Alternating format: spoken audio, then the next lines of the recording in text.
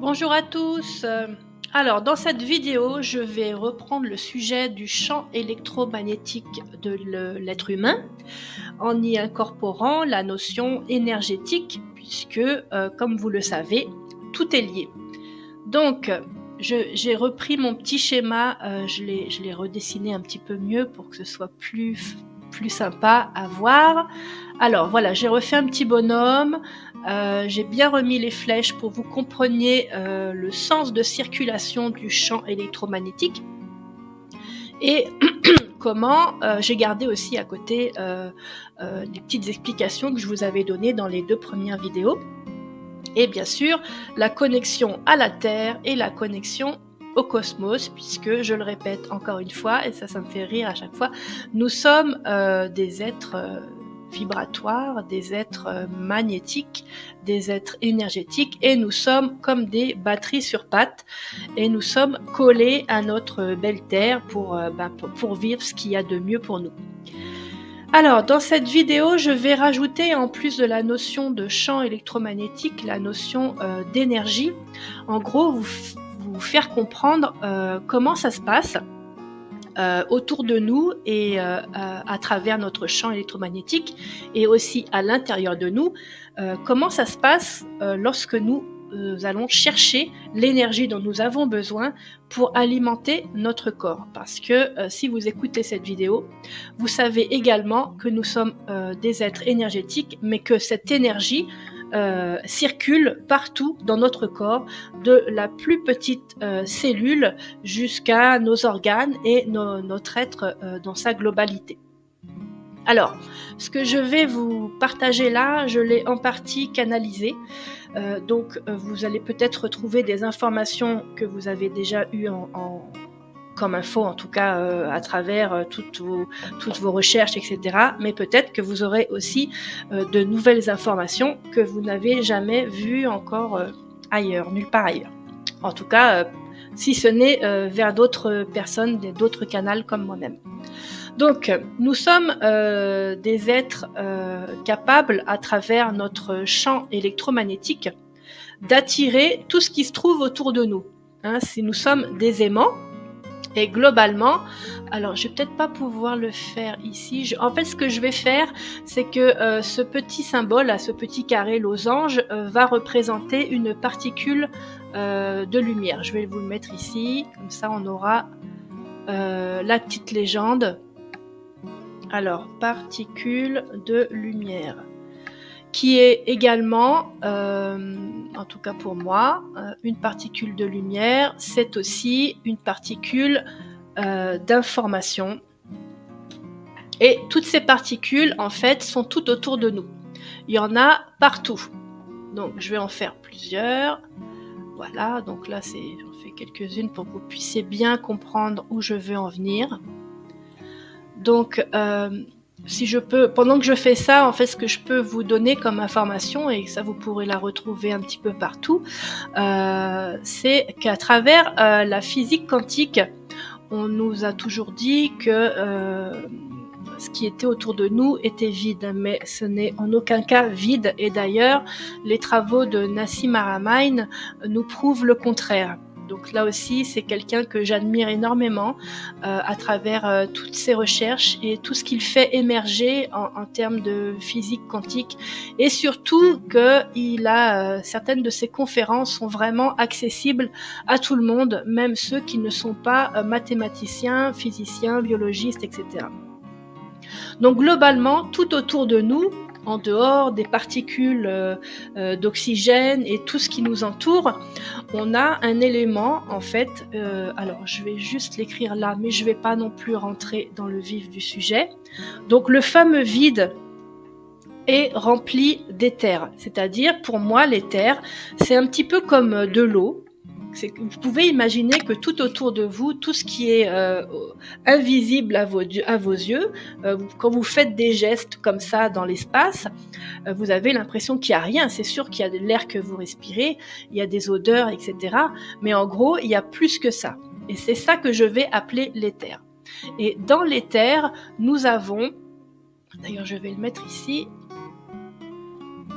en plus de toutes ces particules, nous avons également nos petites particules de lumière et d'information qui sont comme des petites poussières dans cette eau qui sont contenues et qui ont cette faculté de nous apporter de l'information en permanence, qu'on s'en rende compte ou pas. Ce qui se passe à notre niveau, lorsque l'on a notre champ électromagnétique, c'est qu'il est en mouvement. Notre champ électromagnétique est tout le temps en mouvement et il est cadencé par les battements de notre cœur. Donc si vous voulez, à chaque fois que vous avez un battement de cœur, le champ ne fait pas un tour entier, mais en tout cas, il avance au rythme qui nous est propre à travers le rythme et le tempo que donne le cœur. Et donc, au fur et à mesure, va se créer ici, alors je vais le dessiner comme ça, un espèce d'entonnoir, hop, voilà, qui va venir aspirer toutes ces particules. Alors je les avais faites comme ça, voilà. Il va venir aspirer les particules qui sont autour de nous. Donc c'est de l'énergie, hein, des particules d'énergie, et qui vont venir s'agglutiner jusqu'à faire des amas. Alors je vais essayer de zoomer pour que vous puissiez bien voir. On va essayer d'en faire d'autres. Normalement ça devrait aller. Hop, voilà, toutes ces particules vont venir s'agglutiner. Et c'est quelquefois, certaines personnes ont cette faculté à voir au niveau du centre énergétique qui se trouve en haut du crâne, eh bien une partie qui est beaucoup plus lumineuse. Et de manière générale, c'est ce que cette personne va être en capacité de voir, c'est le fait que il y a tout un amas agglutiné au-dessus de la tête d'une personne. Et donc, ce que j'aime expliquer aussi, c'est que à l'intérieur de nous, nous sommes comme des plomberies, hein. Nous sommes un bâtiment rempli de tuyauteries. C'est une grande plomberie vraiment très très bien faite. Et à l'intérieur de nous, nous avons un énorme tuyau comme ça qui nous traverse. Alors, je vais devoir en faire plusieurs. Peut-être le faire en bleu, bleu et bleu. Comme ça, vous verrez un petit peu mieux. Et bien sûr, on a les mêmes tuyaux qui sont dans nos jambes. Alors, est-ce que je vais... Voilà, je vais réduire un petit peu. Alors, toute cette tuyauterie, bien sûr, elle est beaucoup plus complexe, hein. Là, ce que je vous dessine, c'est vraiment très, très basique. Alors, comme la jambe est toute fine du petit bonhomme, je vais la mettre à côté. Mais l'idée, c'est que vous puissiez visualiser ces tuyaux à l'intérieur de la jambe de chaque individu. Et on aura également la même chose dans les bras. Hop. Hop. Alors, je vais essayer de vous faire ça bien pour que vous puissiez bien comprendre. Alors, je vais laisser peut-être le tuyau comme ça, voilà. Donc, à travers les bras, on a aussi un tuyau. Voilà, là, on comprend à peu près. Donc, nous sommes une belle tuyauterie, donc avec un gros tube qui nous traverse, et puis qui vient se séparer dans les jambes et qui traverse nos pieds. De la même chose, ici ça va se séparer, ça va aller dans chacun des bras, jusque dans les mains, jusque dans la paume des mains et sous la plante des pieds. Alors on en a d'autres, des tubes, en tout cas que j'ai visualisés. Je vous les montrerai pas ici parce que là déjà on a beaucoup d'informations en termes d'amas, etc. Donc en fait ce qui va se passer, c'est que nos petites particules vont rentrer à l'intérieur du corps à travers ce tube. Alors là, il faudrait que je le mette en premier plan, il me semble. Ça doit être celui-ci. Voilà. Je vais zoomer pour que vous puissiez voir. Voilà. Les particules rentrent au fur et à mesure dans le tube. Et comme je l'ai déjà expliqué, et certainement vous avez dû déjà entendre cette information-là, nous sommes faits également avec des centres énergétiques. Alors, est-ce que je vais pouvoir les matérialiser correctement ici? Je vais peut-être pas tous les faire, en tout cas. Ici, on va avoir le chakra de base. Hein. Moi, comme je préfère les appeler centres énergétiques, surtout que moi, je n'en visualise pas forcément 7. Voilà. Et donc, on en a un. Alors, le deuxième, on va le mettre ici, au niveau du cœur. Voilà. Et puis, je vais faire celui de la couronne, qui est là-haut. On va le faire en jaune. Voilà. Mais globalement, tous ces centres énergétiques permettent de redistribuer l'énergie à tout ce qui nous compose. Donc que ce soit notre sang, en tout cas nos liquides, le sang, la lymphe, etc., à nos organes. En fonction de comment est constitué nos organes, on va recevoir plus ou moins d'énergie, etc. Il faut savoir également que chaque organe vibre également à sa manière et qu'il a lui aussi un champ électromagnétique qui lui est propre. Là aussi, je ne vais pas rentrer dans le détail, mais en gros, quelqu'un qui a cette conscience de ressentir l'énergie qui le traverse, va, lorsqu'il va vouloir aller faire un soin à quelqu'un d'autre qui a une problématique sur un organe, et ben cette personne aura cette faculté à ressentir l'énergie, la vibration de l'organe qui va bien ou qui ne va pas bien. Voilà, je vais juste m'arrêter là pour les explications.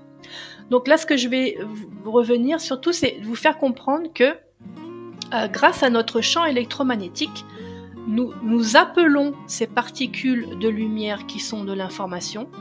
Ces particules vont rentrer à l'intérieur de notre tuyauterie et vont passer à travers nos centres énergétiques ou pas, en fonction de comment on les aura nettoyés, débloqués, etc.